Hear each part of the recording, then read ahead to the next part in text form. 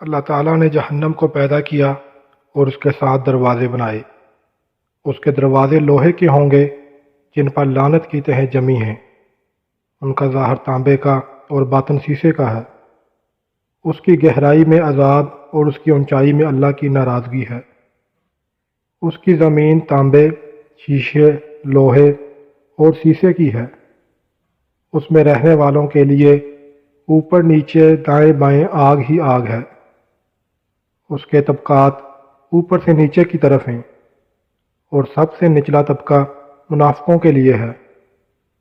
حدیث شریف میں وارد ہے کہ حضور صلی اللہ علیہ وآلہ وسلم نے جبریل علیہ السلام سے جہنم کی تعریف اور گرمی کے بارے میں دریافت فرمایا۔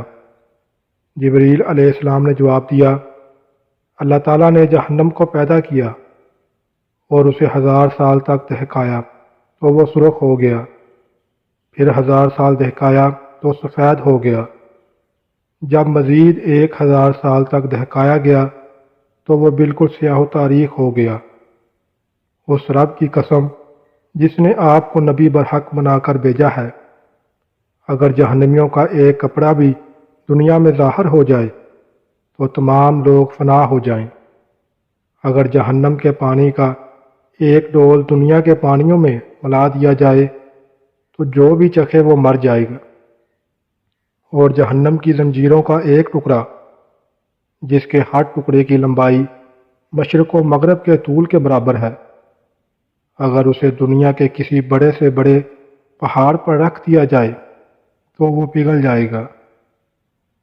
اور اگر کسی جہنمی کو جہنم سے نکال کر دنیا میں لایا جائے تو اس کی بدبو سے تمام مخلوق فنا ہو جائے۔ حضور صلی اللہ علیہ وآلہ وسلم نے جبرائیل علیہ السلام سے کہا کہ یہ بتاؤ جہنم کے دروازے کیا ہمارے دروازوں جیسے ہیں؟ جبرائیل علیہ السلام نے عرض کی، نہیں حضور، وہ مختلف طبقات میں بنے ہوئے ہیں، کچھ اوپر اور کچھ نیچے ہیں، اور ایک دوسرے کا درمیانی فاصلہ 70 سال کا ہے۔ ہر دروازہ پہلے دروازے سے 70 گنا زیادہ گرم ہے۔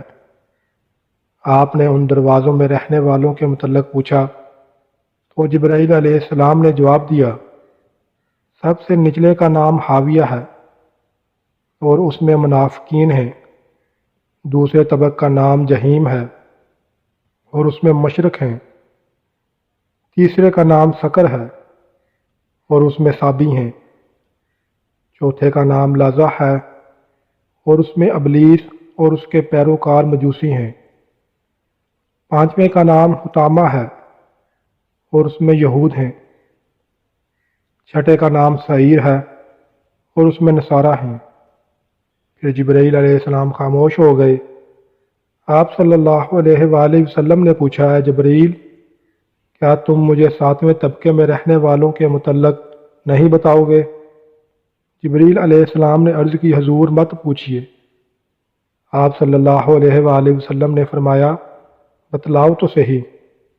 تب جبرائیل علیہ السلام نے کہا، اس طبقے میں آپ کے وہ امتی ہیں جو گناہ کبیرہ کے مرتکب ہوئے اور بغیر توبہ کیے مر گئے۔